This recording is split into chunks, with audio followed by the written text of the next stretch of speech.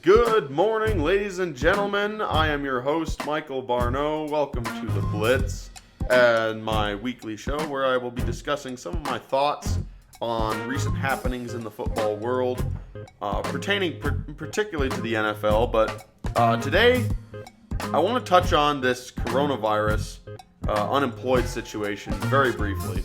We are now over 30 million people unemployed in this country. 30 million. That is a massive number. They are predicting as high as 16% unemployment for later this year.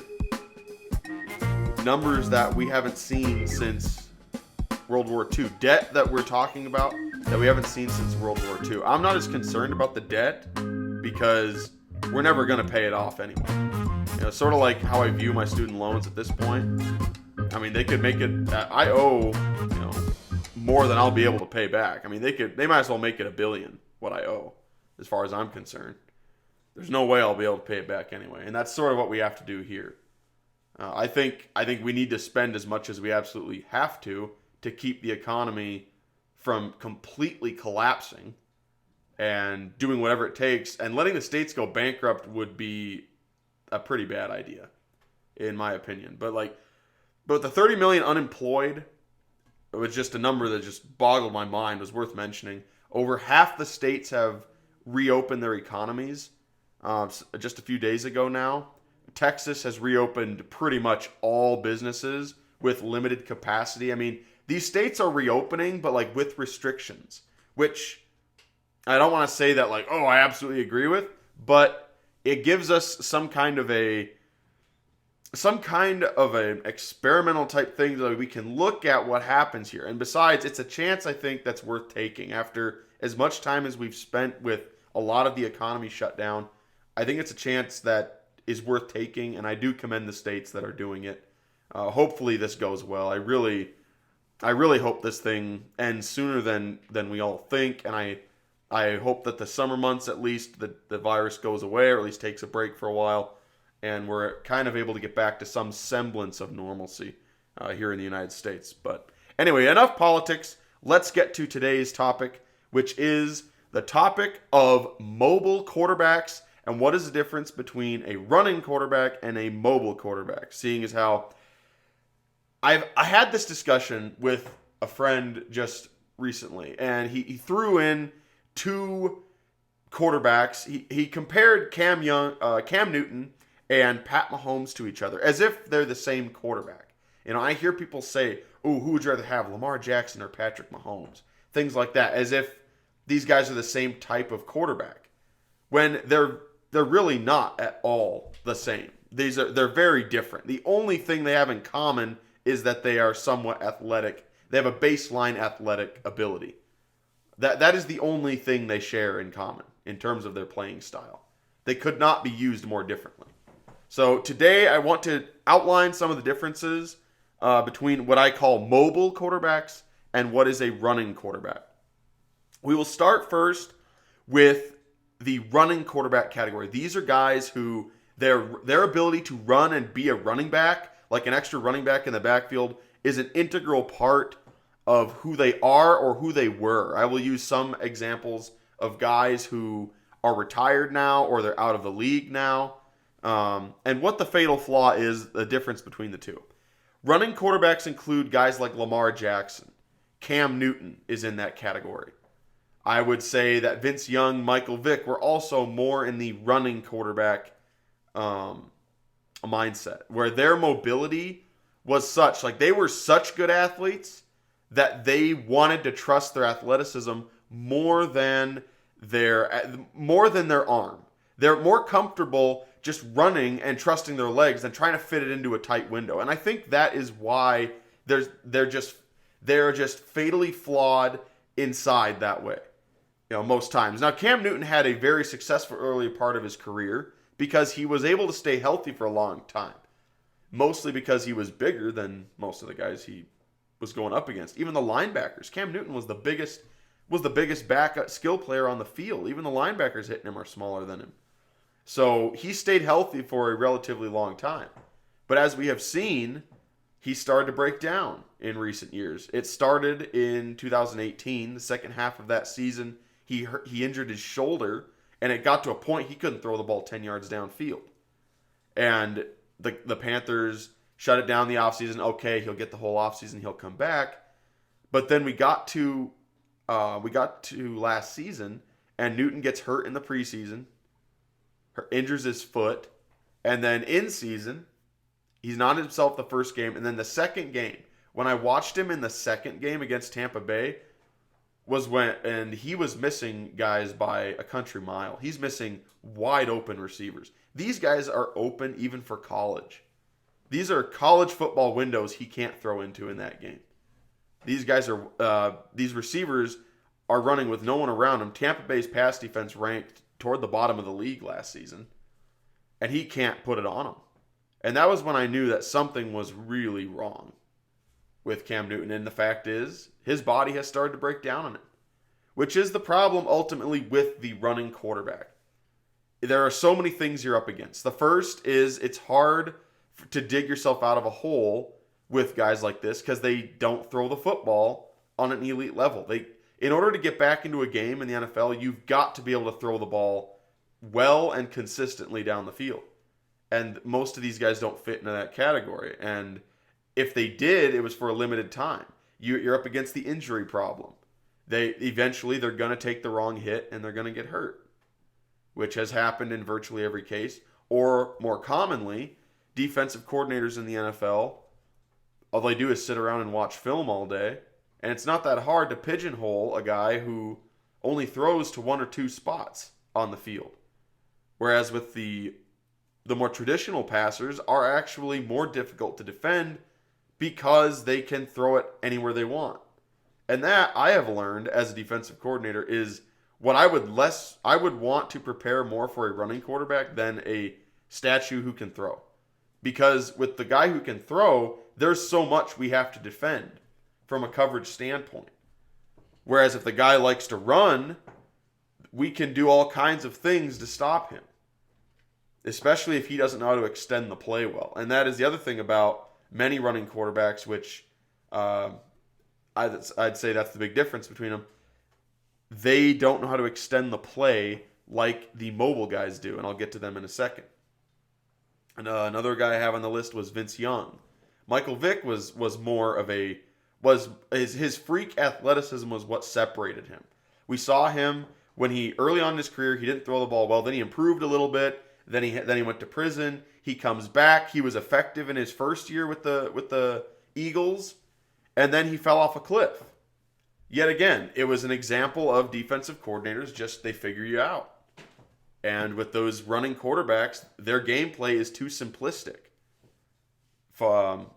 It's too simplistic in terms of the structure of the play. And running around and trying to extend the play, some guys can do it, most guys can't. From what I've seen, most guys when they do that, they just end up in trouble.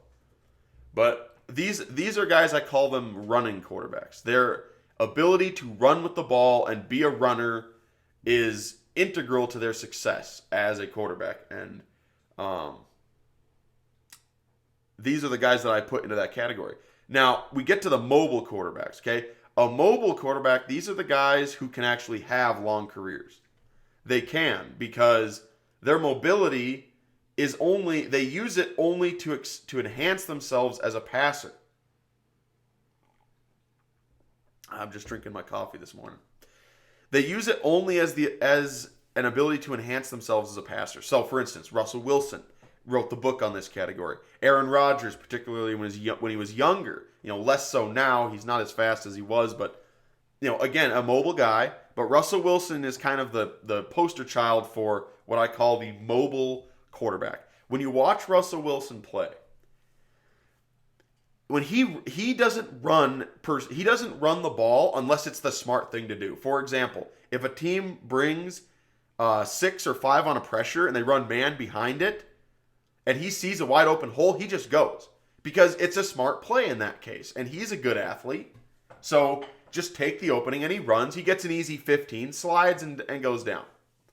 Doesn't take what's not there. Doesn't try to earn an extra yard. He knows that this is a marathon, not a sprint. That's the other thing you'll notice about Russell Wilson, and Kyler Murray is in this category also. These guys don't get hit.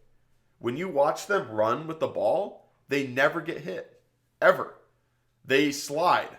They get out of bounds. They don't fight for any extra yards. They understand that they need to stay healthy, and they're going to get hit plenty getting sacked. They don't need to be taking hits when they're running the ball. And Murray is also like that. He's excellent at staying he's excellent at staying out of situations where he is going to get hit and keeping himself out of danger. Wilson is a master at it if you ever watch him play. He's so good at it. But most of the time, when Wilson moves the pocket or he can move outside and stuff, he's doing it to buy time for his receivers. He's never looking to run immediately. And this is something maybe Lamar Jackson can jump out of it. I highly doubt it. I think he's too pigeonholed as an athlete to do it. But when you watch Lamar try to extend plays, he's not very good at it, actually. I've watched a lot of film on him from last year, and he's actually not very good at extending the play. His mobility is dangerous, but when he runs, like when he starts to move in the pocket, he's looking to run. He's not looking to just extend the play and keep his receivers downfield and look for a guy downfield. Russell Wilson, on the other hand, he does that. He buys as much time as he can, and then if there's nothing there, he'll either throw it away or he just ducks out for like 2 yards. He's just, again, incredible at it. Should watch a lot of film on Russell Wilson so you can see how that's done. Murray's like that too. And if you look, two of the teams that gave the Niners trouble, the only reason they did were the Cardinals and the Seahawks, primarily because in each case they have a quarterback who keeps that pass rush honest. The Niners know they can't just run up the field against Wilson or Murray because they open themselves up to the run.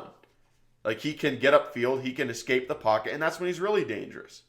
Especially these two, because they're great quarterbacks. They understand that getting out of the pocket is just an opportunity to extend the play and possibly get someone open who wasn't open to begin with. And these guys know that that's what they're trying to do. Rodgers did a lot of this too when he was younger. He recently got hurt when he was extending the play, which is a risk you take. But Wilson has avoided that injury so far in his career, and he's been in the league going on 8 years now. Another guy in this category, Pat Mahomes out of Kansas City. It's overlooked because of how big his arm is and because of how great of a passer he is. An excellent quarterback for sure. It's overlooked, but Pat Mahomes is also an underrated athlete. He's faster than people think. He kind of showed that off in the playoffs last year. But Mahomes is also in this category of a guy who can get outside the pocket and he can do things with his arm, and he only uses his legs primarily to enhance his quarterback play. That's the difference between the mobile quarterback and the running quarterback. Running quarterbacks are short-term things. Colin Kaepernick was another one. More of a runner. His ability to run with the football was a huge part of what made him successful. As a pure drop-back passer and quarterback, he never was. Well, he was when he first started. He was never going to be a Russell Wilson level player. Those type of guys. He was not a good enough quarterback, and that played out over his career as he slowly got worse, ultimately lost the job, and then couldn't win it back.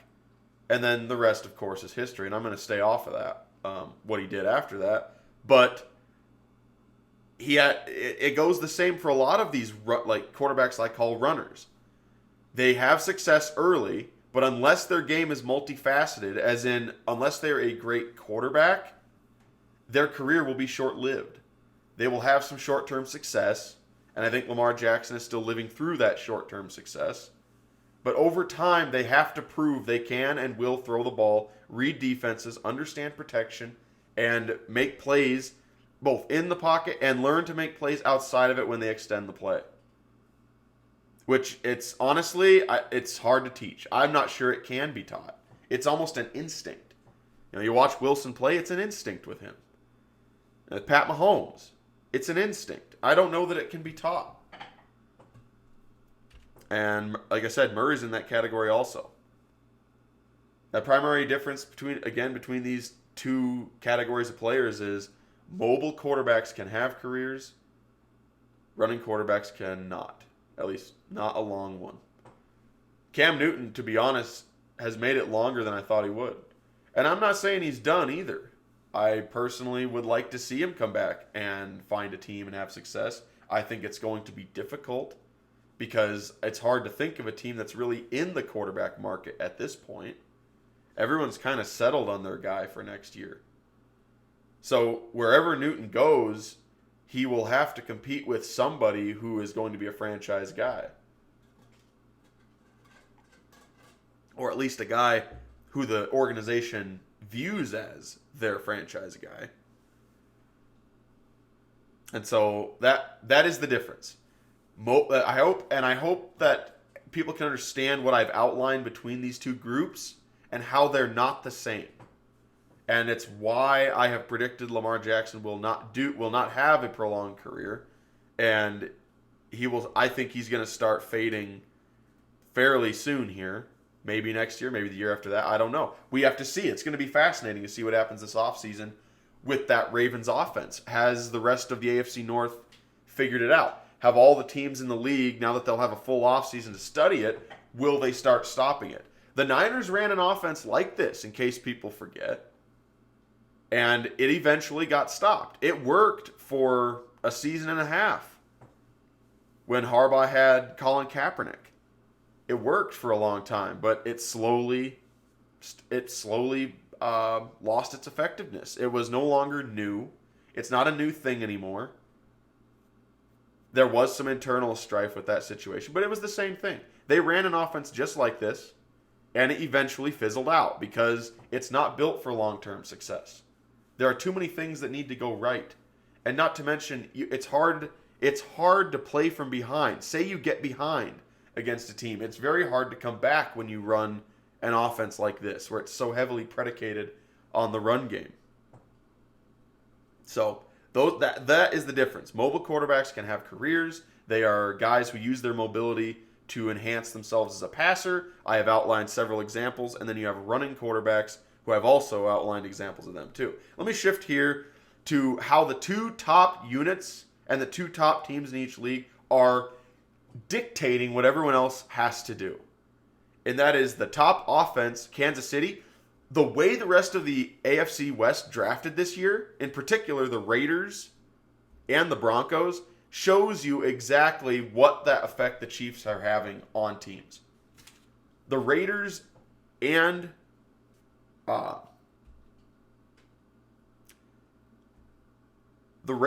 Broncos both understand that they need to get more explosive on offense to compete with the Chiefs.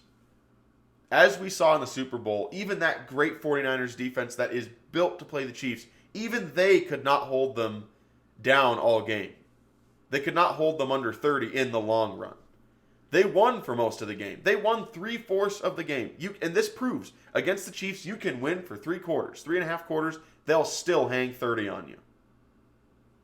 Because that's just how explosive and how good that offense is. With Andy Reid at the helm and Mahomes throwing that ball, that's how good they are, how explosive they can be. The Patriots found this out 2 years ago when they did win the game in the AFC Championship 2018 when the Patriots went down to Arrowhead and upset the Chiefs over there. But that's what happened there too. They killed Mahomes in the first half. He still put over 30 points on them. Because the fact is, you can't hold that offense down forever. And these other teams understand they've got to get more explosive and try to score with them. They have to. And that's why you saw the Raiders draft 3 wide receivers. You saw the Broncos draft a number of skill players. KJ Hamler out of Penn State. They also grabbed their first-round pick. I forget his name right now, but they grabbed a big-name receiver in the first round, Jerry Jeudy. So you're seeing this effect play out across the AFC West. The Chiefs are telling everyone else what you have to do to compete with us. In the AFC West, they've got to be able to run with them. The only defense in that league that's built to stop the Chiefs is the Chargers, but they don't have the offense to compete. So it's going to be an interesting division for sure. But that is the effect they're having. We're also seeing how the 49ers are dictating what is happening. Do you think that the Packers draft had nothing to do with how badly they got whopped both times they played the Niners over there in the Bay? It had everything to do with it. We saw that a Rodgers-led team, a traditional Aaron Rodgers drop back and pass the ball, and the 49ers and the Packers win with the passing game. We saw how that played out when they had to go against the Niners. And that's why I think LaFleur went with, ultimately, Rodgers' replacement in Love, the long-term replacement, as well as drafting what he did. He understands that they can't beat the 49ers playing the way they do. The 49ers are built too well to play against that style of attack. It wouldn't have mattered if Rodgers had another weapon. It wouldn't have mattered if he'd had 2 more skill player weapons. They can't protect him. And how can anyone? If you're just going to drop back and throw the ball, good luck against what the Niners have. They're too athletic across the front for you. They drafted Javon Kinlaw. Sure, they lose to Forrest Buckner, but they got Kinlaw now. Too many guys that can get after the quarterback on that front line. So all they have to do is put all those pass rushers out there, and you're just going to drop back and throw, and they're just going to come after your quarterback all day, especially if he's a statue. And at this point in his career, Rodgers is not athletic enough to escape pressure the way he did when he was younger. So you saw the Packers organization make a move that said, we need to do something different to beat that team. Sort of like the Bulls when they couldn't get past the Pistons, and in the offseason they started lifting weights.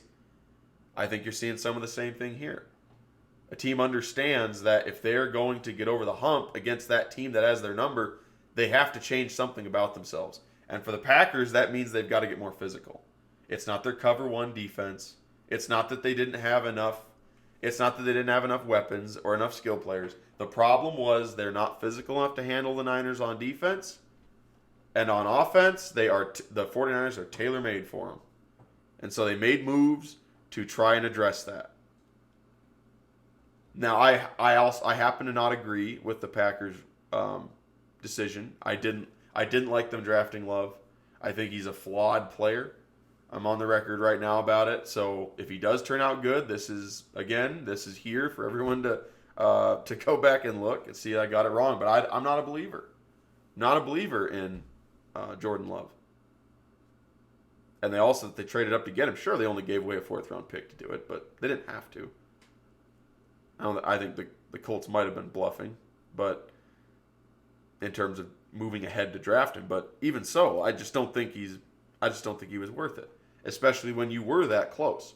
Because everything about the Packers draft signals, okay, we need to do some things differently, and also kind of hints at kind of a rebuild a little bit. I think the Packers may be in a little bit of a rebuild. I don't think they're going to have near the success they had last year. And not even close. I just think everything lined up perfectly for them last season. I think that the Packers got everything to go the right way. They got the Lions, who lost Stafford early on in the year, so the Lions were a complete non-threat. Even with him, they're not a great team, but without him, they're awful. Didn't win a game without Stafford last year. And then you have the Bears, who are living out their nightmare with Mitch Trubisky. So what is it? I think that the Packers can expect a harder road this year. I expect Nick Foles to beat Trubisky out for that job before the season even starts. I think Foles is going to beat out Mitch Trubisky for the starting job. I think he should. Your offense with Nick Foles has big play potential. At least he's proven he'll go down the field. And he has history with Nagy, the head coach of the Bears. So I think the Bears will be a little bit better this year, especially if Foles can show up and give us anything of what we saw when he played for Philly. So we'll find out what happens there. But that's how we're seeing the effect. Each of these teams is signaling to the rest of the league, in order for you to take us down, you need to do things differently. If you want to beat the 49ers, you got to learn to run the ball, which is what the Chiefs did, ironically, in the Super Bowl. And I said on here before that game started, I said the dark horse in this game is I forget his name now, running back for Kansas City, in that Kansas City run game. I said if they can run the ball, and they should try, because that is the better way to go after the Niners, is try to run. The athletic front is great at penetrating the line. They're great at getting after the quarterback. And I'm not going to say they're bad at defending the run, but that's certainly the weaker point of the two when you play the Niners, is their run defense is much more of a liability than the pass defense is. I mean, goodness gracious, pass defenses go there to die. Even the Chiefs' passing game had major issues for most of the game. They had 10 points in the fourth quarter. Midway through the fourth quarter, the Chiefs still had only 10 points on the board. So that 49ers pass defense is insane good. You better be balanced if you're going to play the Niners. So they're sending that message, and Kansas City has influenced their division in that the Raiders and the Broncos are effectively in an arms race against the Chiefs, and they drafted for it. The Chargers had to get their future quarterback, who they think their future quarterback will be. I don't like Justin Herbert at all, but they had to draft him. I understand the pick. They needed to make it. But they know that they're a year away from competing for the division. I think the Chargers know that. The defense, unless the defense can show up and be all-time great, they don't have a shot for the division. But so anyway, those are some of my thoughts from this past week. Some of the happenings. Quick thought on Jameis Winston taking a 1-year contract worth only $1 million with the Saints. Unbelievable when I saw that contract. But as I was reading and as I've seen, I think it's a great move by Winston. I think it's a really good move. You get to go to the Saints and be behind and play behind, learn from a Hall of Famer and a Hall of Fame coach, Sean Payton, one of the best offensive minds in the game. You get to learn from these two guys for a year and see if you can't resurrect your career. I'm not a believer in Jameis Winston at all, but I think he's got a shot. So, and I think, this move was probably the best thing he could have done, because let's face it, there aren't any destinations left looking for a quarterback. There really aren't. Not this season. And there's nothing out there. Whereas he goes into the Saints offense, if he does well enough, he could potentially be the heir apparent to Drew Brees there in New Orleans. So this will be fascinating to watch see how all this unfolds. But anyway, this has been another edition of The Blitz. I am your host, as always, Michael Barnaud. I hope you're all having a great weekend. We'll see you next week with more thoughts and a food challenge posting on Sunday. I took on a large pizza and an order of breadsticks, so make sure you tune in so you can check that out. But we will catch you all later, and make sure you stay safe.